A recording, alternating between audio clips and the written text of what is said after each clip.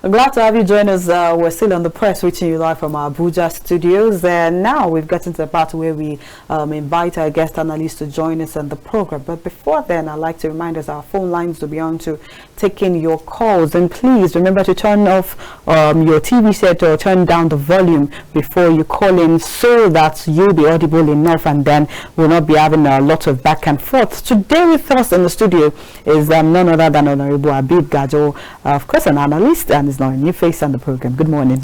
Good morning, Mercy. Good morning. How are you? I'm fine, managing the Nigeria. I was already know that it's pertinent now to ask everybody how they are faring given what is going on in the country. And I remember that before we came on air, I was talking about how crude oil actually affects everything in Nigeria, because everybody keeps asking the same question about, oh, okay, the fuel price has gone up. I remember that NNPC is selling for, I think, 617, and then other fuel stations are selling for 640 or thereabout, and that's that major increase. But then before we get into that, one of the papers this morning added that after $3 billion crude deal, additional ones against resource-backed debts.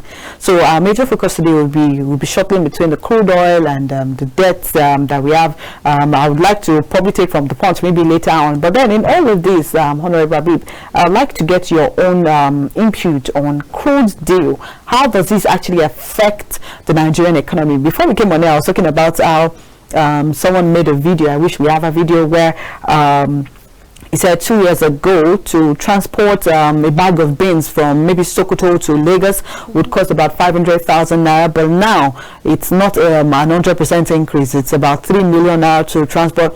But then it begs the question, what has crude oil got to do with this? I'm sure everybody knows, but then we'd like to get your own input on it. Yeah, you know, it's a very simple thing that we all know. We are all aware of it. Nigeria stopped meeting their own quota of 2 million barrels per day. So the more you have shortfall of production, okay, you understand, definitely your income, your sales, your gains will be low. When it is low, you understand, then definitely you will have a shortfall on your economy. You understand? Yeah. Your economy will decrease. So bridging the gap of that crude, the shortfall of crude, is to go to non-oil sector. You understand? The way they put it as diversification. You understand? So non-oil sector and revenue generation will come in and fill in the gap. The reason why we are not meeting our quota of 2 million barrel per day is because, one, insecurity, two, lack of technology, three, oil theft, you understand, four, no accountability between the NNPC and the multinational corporations. We don't know how many barrel are they taking a day or a month or a week, or you understand. We don't know that. All what they told us is we are not meeting our quota. We produce 1,200,000 barrel, 1 million. During Buhari, it even dropped to almost to 900 barrel, 800 barrel per day, which is very low, and that put Nigeria into a recession, a critical one. Nigerians have suffered, and the economy has suffered, and that's how we start borrowing. If you remember, Obasanjo wiped out. There was a time when we were debt-free country. You understand? We paid some, and some were forgiven. Yeah. You understand? So we became debt-free country, but due to this oil theft and bunkers and so on, has compounded everything. Those who are supposed to secure the place are not engaged in all these malpractices. I listened to I think his chief of army staff was saying that, his chief of army staff or naval staff, he was saying that despite they too they were accused, but they are also accusing other. So this is pointing fingers as this one, and the other is pointing the finger at too. That is the ship they arrest last year, you understand, will be taken to another place, and they will paint before you know it, they will change the name, they will change all the details, and it will still come again and continue the bunkering. You understand? So I think this is an insight if they really want to make the oil industry workable and benefitable to Nigeria and Nigerian government. Then I think they have all what it takes to do that. But unfortunately, for now, we don't see anything. We don't expect anything because it's a continuous. There is no break on it. you understand? Speaking about expectations, let's deviate a little. All of the papers this morning have said Emefiele fails to perfect bill, and he was given 300 million naira to, of course, that was part of the bill condition, and then get shorties. And then EFCC has opened the 1.2 billion naira trial, which of course the witnesses exonerated him. But then something funny that we said before you came on board was one would think with the amount of money they said Emefiele had embezzled and amassed, 300 would be like chicken change. I mean, for him to meet the bill requirement. And then you actually think he's facing all of this because of the hardship he put Nigerians through, or because this said administration has a personal vendetta against them? No, there is no personal vendetta. Okay. All of us witness Emefiele's activities and recklessness, and put the economy in danger, and sabotage the economy and the economic policies of Nigeria. So that's a conspiracy. You understand?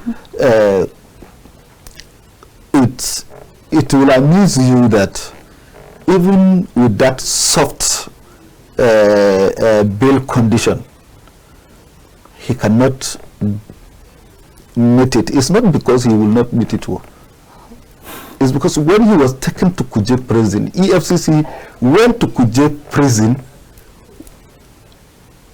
waiting for who will come, and when he met the condition, then they will re-arrest him. But the danger is, no matter how it is, we are exposing our bad side of our economy. You understand? The corruption in CBN during Emefiele, in fact, I don't know how to compare it. It is the most dangerous one.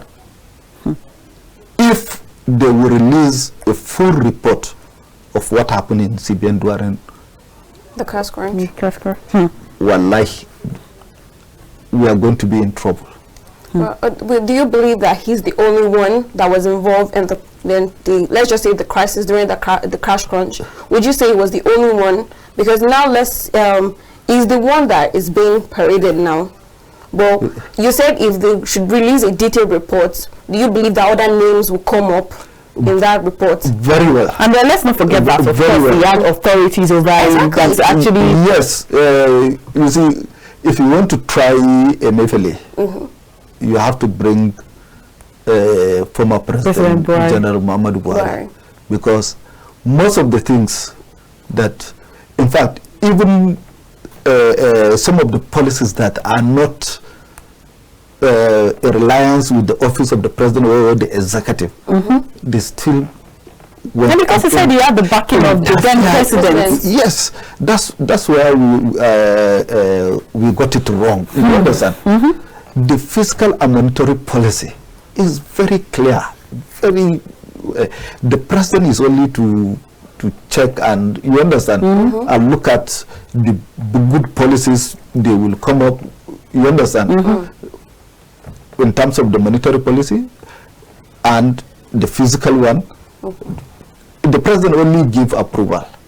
You understand? But if the president and the central bank governor connives, then we are in danger. Let me remind you, when President Jonathan was president and Sunusi Lamido was governor of central bank, when he saw our revenue, our oil sales are not coming in, the MNPC is not remitting, he blew it up. Almost 52 billion US dollars. But gradually, when they went to Senate hearing, Professor Ngozi Ukonjo-Iweala, then the coordinating minister, said, oh, look, this is what we have in our record. 24, 21 billion US dollars. You understand? But how did you come up with 58 billion dollars? Then, and I remember then all the former governors are in that committee, including Chris Ngige. You understand? Saraki, as a senator then, he's a member of the committee. I think Chris Ngige, all of them, Anjuma Goji, Makarfi, and so on, all of them, Victor Atta, them, all the governors are members of that committee. They interrogated Dizani, Ngozi Ukonjo-Iweala, and Sunusi Lamido. You understand? Later they now resolve, okay, let us bring the forensic to do it independently. It was done independently. Buhari came to power. That independent forensic report has never come to light up till today as we are speaking. So you see there is a cover up here. You understand? Yeah. Now Emefiele came and start doing his own, and there is another cover up. You understand? Some are saying persecution. You understand? Yes. But if you look at the charges are too. You can't even, Nigerians can't even believe that you are charging Emefiele of 1 point something So you're saying billion that the of charges are outrageous. buying hillocks and so on, that money that was not appropriate. You know, ask a ridiculous question, because there's what on the street as that, oh, they probably have a personal vendetta that I felt like he was working against this third administration when he said, oh, the main aim of redesigning Naira then was to curb vote buying. But vote were still bought. That's what it, yes. Vote was bought. But at that time, even those who went to court were also governors. Yahya Bello, El-Rufai, Matawale, and which governor again? Many of them, they are the ones that sued him to court, and they secured that 31st of December that this Naira that we are using will expire, and we have a new central bank governor who extended it because Emefiele has not been able to print more new Naira redesign, and the old one is fading, is tearing. You can't even hold it with your hand, it's smelling. You understand? And so on and so forth. Some Naira note, you see the patch with sellotape, paper sellotape. Some even put stapler to staple it. You understand? We are seeing bad Naira, more especially the 500. Now the 500 is now scarce. We are having, we are seeing much of 1,000 Naira. You understand? If you go to bank, you want to withdraw cash, they will say, we don't have cash. They don't have cash. There is no cash. You understand? The new CBN governor postponed the monetary meeting, MPC, monetary policy meeting for 2 consecutive times. Up till today, the new governor has not, because he is still working out how are we going to manage this crisis. I mean, there's a lot of crisis that was left for him, and then he has to clear a lot. Because if they come up, London rate will go up, so many things will go up. If you remember, Emefiele used to maintain 21, 22 lending rate. You understand? For like two to 3 years. So now, if they are coming, we don't know, with the fall of Naira, we don't know how much it will be, and they are waiting for investors to come and invest, and investors cannot invest in where a country that is not safe for them to invest. All right, let's quickly take this call. Good morning. Thank you for calling the press. Yes. Please, your name and where you're calling from. John, I'm calling from Nasarawa State. All right, please join in on the conversation. I think that the issue of the central bank governor is very unfortunate. We have created a very bad culture. We had the same kind of situation with Lamido Sunusi. Lamido Sunusi too was accused of procurement issues, and and consistently we continue to prosecute central bank governors that we have different political opinion, or we think they are not leaning towards. I think it's a very bad precedent, and it's a very bad culture. We need the central bank to be very stable and well organized to be able to manage our economy, our monetary policies and programs.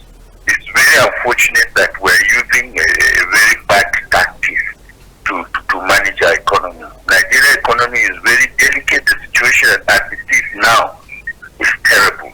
People cannot afford to feed. Even the investors that were asking to come to Nigeria, they are not foolish people. They know what they're doing. They'll look at all the economic indices to know whether our economy is competitive or not. I believe that the present governor, the present government under Airiohuodion should be able to be looking at how do we make the Nigerian economy competitive and attractive for people to come and invest. But this high-handedness approach will not solve the problem. It is very unfortunate that we have found ourselves like this. Nigeria, we should get to a point where we do things scientifically. Things should be done scientifically. It doesn't matter who is there. You understand? Because if you look at the financial system now, with the greatest apology, you discover that this entire financial system of Nigeria has been given to one region. One region of the Nigeria, one political region is managing the entire financial system and the economy of the country. So how do you expect other people to feel that there's a sense of fairness? If tomorrow I become the president of Nigeria, then it means I'll arrest all of them and put them to jail and say they didn't manage the economy well. This is not. We should be more scientific, we should be more realistic, and should be more reasonable in managing our economy. Once this economy is managed well, there will be peace in the country, there will be no terrorism. More people are into the bush because they cannot see. People are going into so many things. The young people are into drugs. Those that are privileged are afraid of what the future will look like, and that is why they want to steal as much as possible to protect themselves and their families. So I think we need a more scientific approach to managing our economy. Thank you very much. Thank you very much, Akola from Nasarawa. I like the way he put it scientifically. Yes. But we had the CBN governor in the annual bankers meeting in Lagos was saying that we have to go back to the orthodox way of banking. You understand? Yeah. So that scientific raise a more assistance. You understand? They can mix it with scientific and orthodox. So that because all the system is not working. So we are going back to primitive way of doing things. You understand? Doing it primitively, you succeed. Don't forget that those who built Nigerian economy didn't even go to school. They don't even read. They didn't know what is economy is. I like that you mentioned that. The captain of industries. I like the fact that you mentioned that. Even Dangote is only secondary school. Question. So if we are even still battling with you went to school, you went to school with these people, and the economy is in shambles. Is it not better for us to just say, okay, irrespective of the degree you have, yes, how competent are you? Look at the aviation sector now. Look at what is happening. Yeah, well, one of the papers Hope read this morning, they were saying they're looking to compensating airlines to compensate people when they delay their flight. But then there was something that happened earlier this week, which was laughable. A flight that was supposed to come to Lagos, to Abuja, beg your pardon, went to Asaba. So where do we like that one?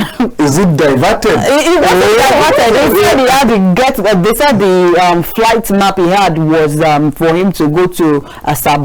Meanwhile, the pilots and probably the crew were not Nigerian, so they didn't know which is Asaba, which is Abuja. So they just landed in Asaba, and then everybody looked out and they're like, this is not Abuja airport. So now I said something earlier. I said, so it is not enough for you to pay some ridiculous amount of money for flight, because now booking flight alone in Nigeria is ridiculously expensive. It's ridiculously expensive.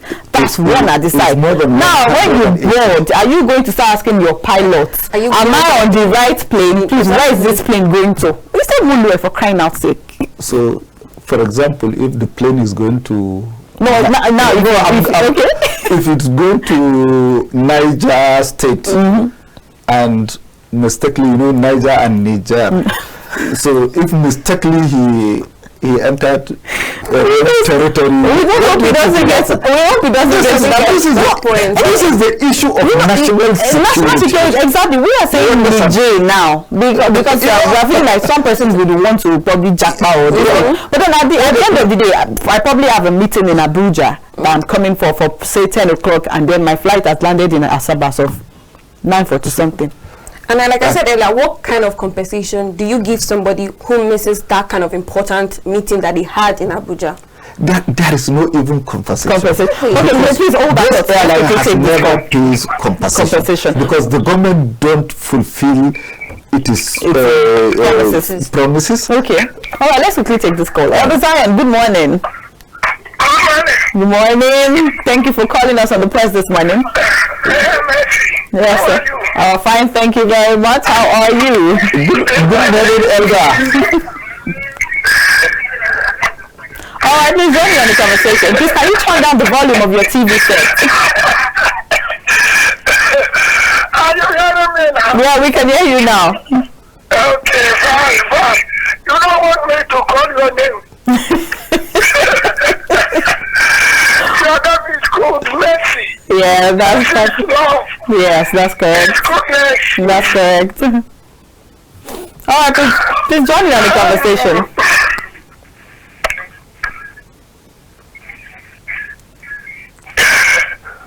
Hello? We're waiting on you. Please, I want to speak on the security. Okay, I think we lost him, but then would be expecting his call back. You've mentioned Niger. I like that you mentioned that, because now it's going to take us to next. But I think before we move to that, answer our question first about the kind of compensation that would actually fix me missing my meetings, or say I'm getting married. I mean, it's ridiculous. And even at that, were there no security checks? There should be lots of. It's just ridiculous. You see, the any compensation before a compensation is being made, the government who is regulating the industry has to be up to date. You understand? If government failed to meet its obligation and responsibilities, then definitely the business owner will capitalize on that and say, no, it's because of light issue. You understand? Because there was a time planes want to take off at night, and then there's no light on the runway. Some are taxiing, and the light went off. You understand? Secondly, the aviation funds that's supposed to be remitted to them are not being remitted on time. You understand? It reached to a point that they have to go on strike before they will get $250 million. You understand? Yes. So both the international and the local one and the domestic ones are not going to pay Nigerians in Nigeria compensation. But if it is in another country, they pay compensation because the system works. You understand? So this is what happened. You can sue them to court. You understand? You can go to court and claim. Court will use its own wisdom to do that. You understand?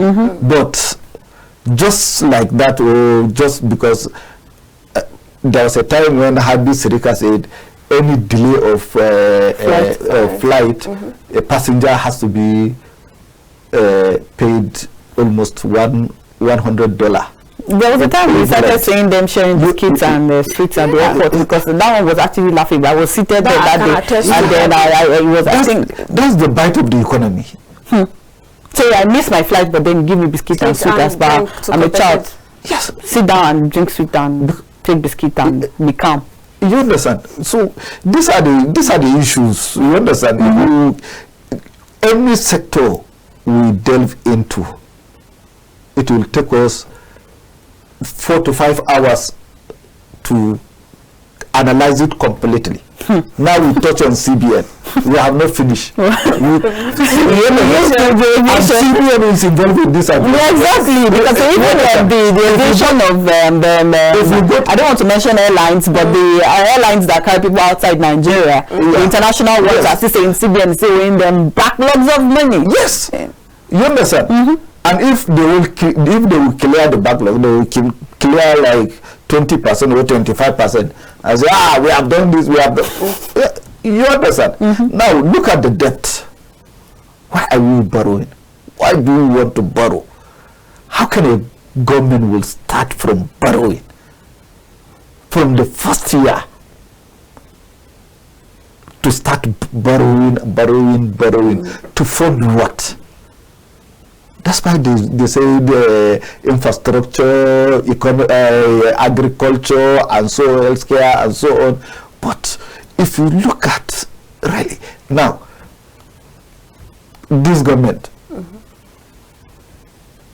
is, well, it was born, let's say, 7 months ago.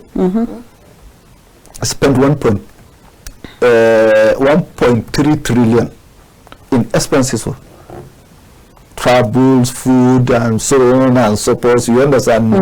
Meetings and all this, and borrowed 1 trillion.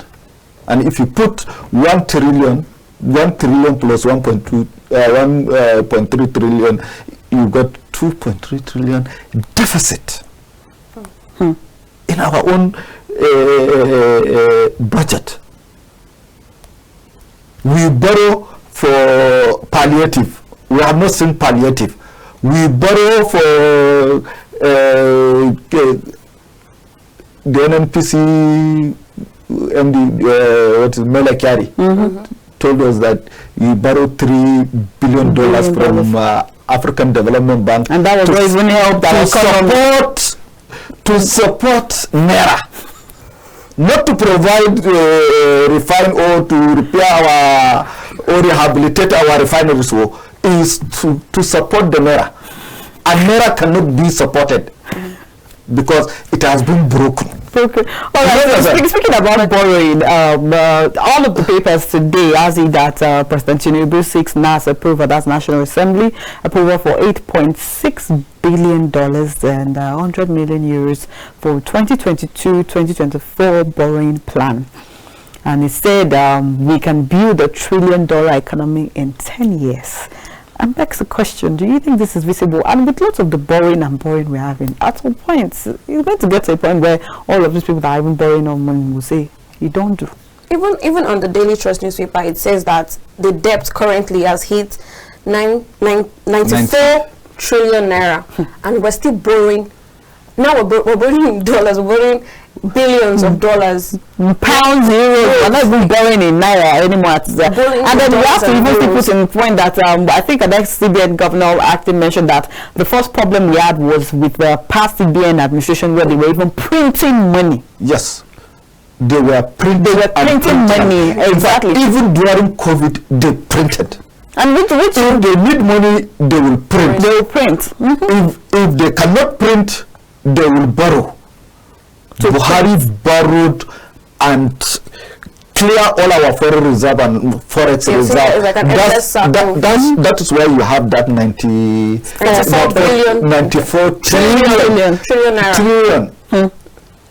And if you compare this 94 trillion to our reserve, it's empty.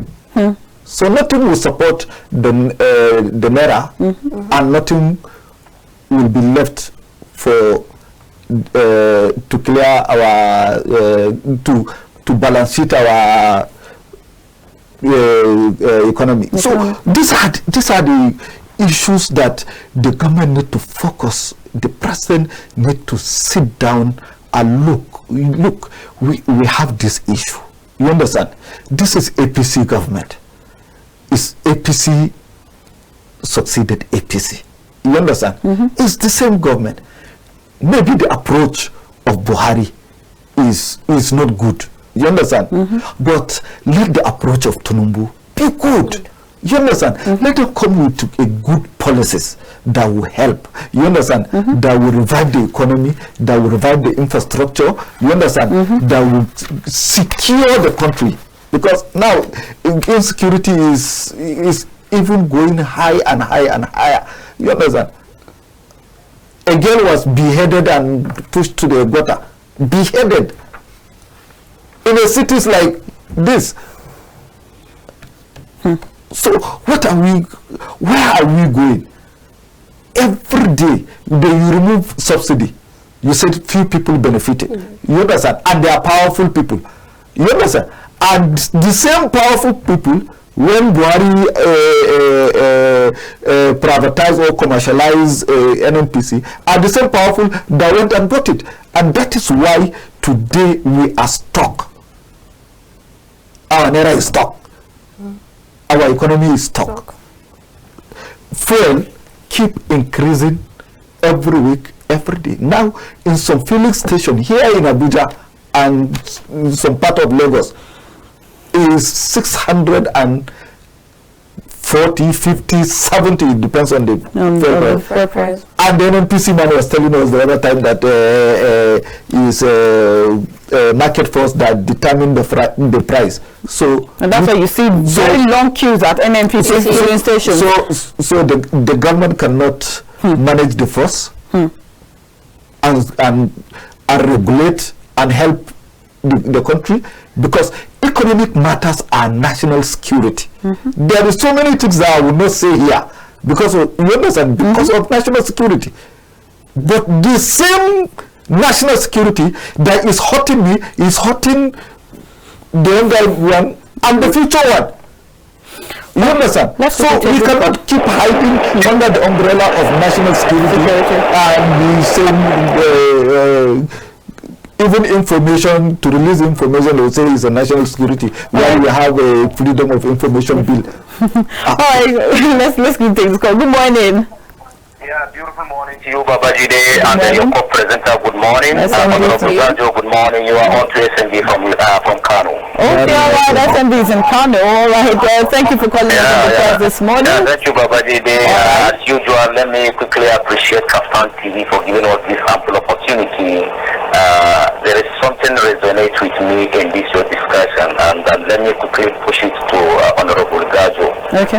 It has to do with the economic of the nation. So Gajo, I want to ask, I don't know, is there any hope for Nigerians in this our financial setting?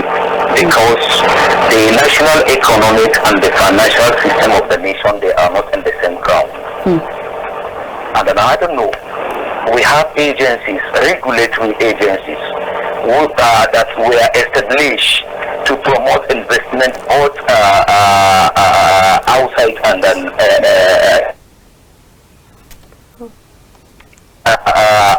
the Nigerian Investment Promotion Commission. What are they doing?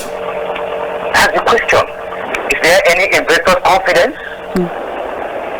That's my question. Is there any investor confidence? Because when we are not productive and we are not ready to adopt, what miracle and Eldorado are we going to do? Thank you very much. I remain SMB from Kano. All right, thank you, SMB from Kano. Let's take it to Honorable Gajo now. Yeah, first of all, I'm sorry to say to SMB and Nigerians that honestly, there is no hope because we did not plan for long term. We plan for short term. We borrow for short term. We spend or we borrow for future. You understand? For future in the sense that it will accumulate that the future one will also be confronted with this. You understand? The investors' confidence, you understand? You have to make your judicial system up to date, a grade 1 for that matter. I'll give you an example. The contract that was signed during Umaru Musa Radwa, is it FID? You understand? A company that's supposed to explore natural gas in Nigeria. The contract was violated because President Jonathan said, no, I didn't understand this. I don't know who signed it. You understand? Because when it was signed, Eradua was in. You understand? So the matter keep going in London court. You understand? And the slum damages to Nigeria. Nigeria will pay, I think, how many billion? Almost $10 billion, no pounds. At that time, when Buhari said no, we can't pay this money, they still go to court, they still lose. But because of the confidence of the judiciary in United Kingdom, they just look at it. In the first place, how did you secure this contract? You secured it in a corrupt manner. So how can you get justice? You secured something in a corrupt manner. So Nigerians' judiciary is corrupt. Our security agencies are corrupt. So you can't invest your money. If it is in Nigeria, this company will not see shishi.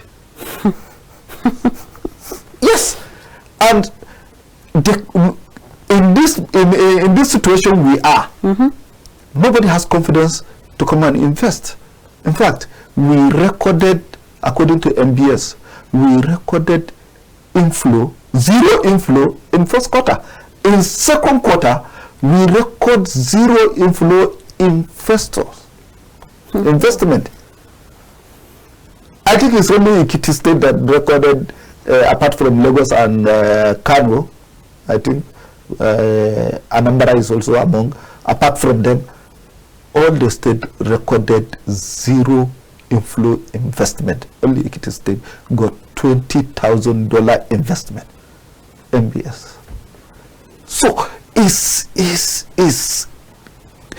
you know, if you want to talk, you will emotionally, it will weaken you. You know, because there's no way you are attaching emotions to all of us. So Nigerians should tighten their belt the way our pilots used to say, fasten your belt. Fasten your seatbelt. Because there is more to come. But in that hardship, in that more that is about to come, I think the president is still being hopeful. Let's say he's working with his renewed hope agenda. He said that we can build $1 trillion economy in 10 years. We can, but the question we're supposed to ask, Nigerians supposed to ask the president, is it with borrowing or with production? supposed to be from the production, but they are borrowing. We are not producing. Even the natural resources, they are squandering it. Look at the mining site everywhere. Everybody is doing his own. Nobody is paying, is remitting to government. Now look at electricity.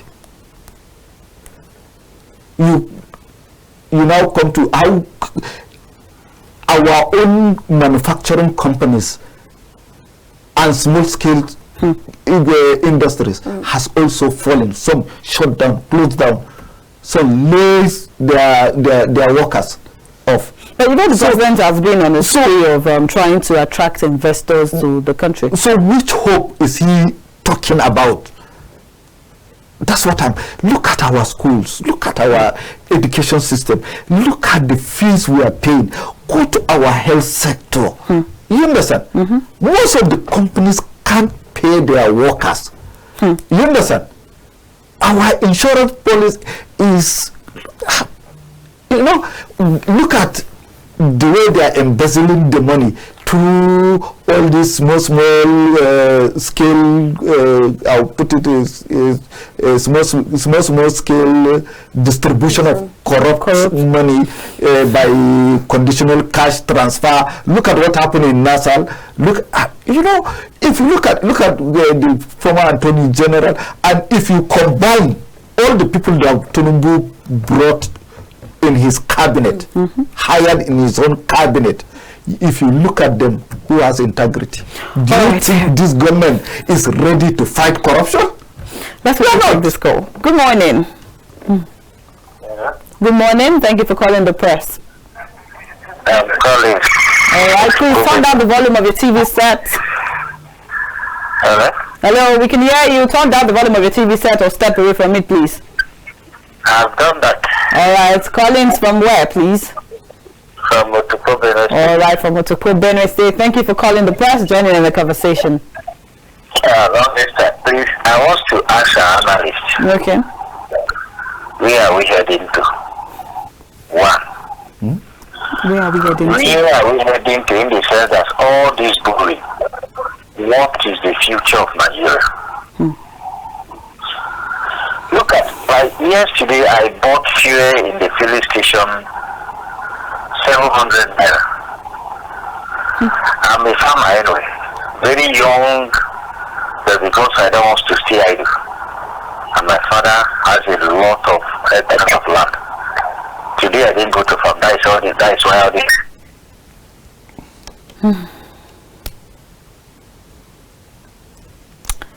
Hi, Collins. We think you would have to call us back because we lost you on that. But then you've heard, he said, where are we going to? Where are we headed?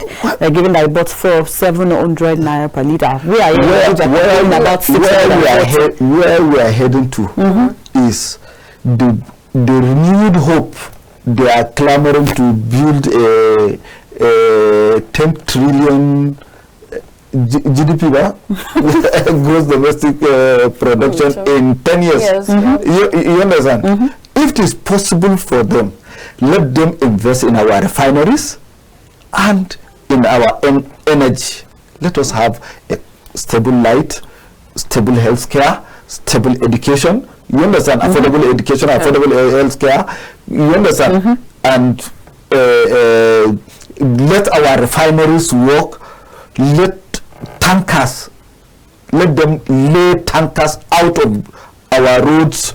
Let them be pumping through their pipes and depots. You understand? That will reduce, it will crash the price. You understand? That's what supposed to. That's what removal of subsidies supposed to achieve. But they told us the first month they removed subsidy that they saved 6 billion. It's 6 billion. So if you calculate 6 billion in 1 month to how many months? 7 billion. We're supposed to have money, but they keep shifting. They promise us by end of December, Port Harcourt refineries will be running. Then by next year, Kaduna will also. But look at today where we are. Okay, they are not even talking about the winner. So I want to tell my brother from Otuku. Okay, he's calling back right now. Okay. Collins, please join in on the conversation. I don't know why it got off. Okay, all right. Please join in on the conversation. Collins from Benue. Yes, like as the analyst was saying, there was a comment I had for him. Okay. You see, now we cannot use our pipelines to pump our petroleum product now. Let's just be sincere to ourselves. In terms of the security aspect, because of the hunger in the ground, in the land, if you dare pump our product now, believe me, if you like, let there be security or helicopter going around the whole pipelines, there is still going to be a broken of pipelines. Let that one be there. Things you are not aware because the land is filled and conquered with hunger. As I'm talking to you now, I tasted them yesterday. I bought a tuber of yam 1,000 naira. This is Nukubini State, which is part of the food basket population. You can then talk more of the people from the east. If you look to all these things, the petroleum product, it has come to a higher side. Now, a liter of gas is 1,300 naira in my place in Etukoye. A liter. A 3% which we used to buy at the rate of 15,000 is being sold now at the rate of 55,000 naira. That is 6 tire tipa, not 10 tire. Now, the house of rent we are paying before 1,500 is 3,000 naira a month now. So where are we going? There is no road network. There is nothing going. If we do borrowing, where is the money going? Everything is going wrong. Even though if you are trying to go for help, you personally supposed to act too. Without your faith and there is no work in it, nothing is going on. Please, I pray this our generation will return peace before things get out of hand. Because if it happens to continue like the next generation coming, I believe there is nothing like Nigeria. There will be no Nigeria. And God forbid. God forbid. If we are the crowd who are facing these things, now we cannot withstand again. It's like pushing a goat to the wall and it will bite. I pray let there be peace. I don't know whether the people in the higher position of office they are seeing what we are seeing. Because as one of my friends told me that they don't even know how much they buy for their own, it's just to bring their car, they feed it. They don't know how much they buy their food, they bring their food, they bring their clothes, even their hospital, they don't know how they pay. So if those things continue, look, if you come to the election, during election, everybody wants to do whatever he wants to do, killing this, he knows that just to get to that position. Something is there that we are not correcting. Alright, thank you very much, Collins. Injustice going on in the judiciary. Alright, thank you, Collins. Alright, Honorable Gajo, we have less than 1 minute for you to analyze what he said. Just give us a... Well, he have said a lot, you understand, and he is right. The gas price is 1,200, 300. If you come to, that's $1 per... If you compare it, is $1 per liter of diesel. If you now come to the reason of removal of the subsidy and introducing the palliative through the CNG, how much is kg of gas today? So now you can't afford the gas, you can't afford the petrol. So the transport system will still go high. These are things, you understand? But now, I'm talking about the renewed hope of the 10 trillion GDP. You budget and benchmark your crude at 74, 75. You understand?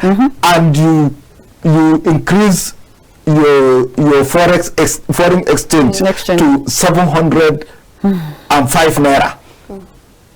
But I feel like we should just keep our fingers crossed and see what so happens. we want to see the National Assembly to interrogate this, so that we will, you know, Nigerians need to know the reason why we are suffering. Well, the president is presenting his bill today, and let's see what National Assembly says about that. But thank you very much, Honorable Gajo, for joining us today on The Press. We do hope we'll have you one more time, not one more time, several times, of course, to analyze most of this boring and renewed hope agenda. Thank you very much. All right, viewers at home, this is where we draw the curtain for today for The Press. Thank you for staying tuned, and thank you for calling. If you couldn't take your call, we're sorry, we have limited time. This is where we wrap it up. I am Messi Babajide. And I am Airiohuodion Hope. All right. Nigeria. All right. Bye.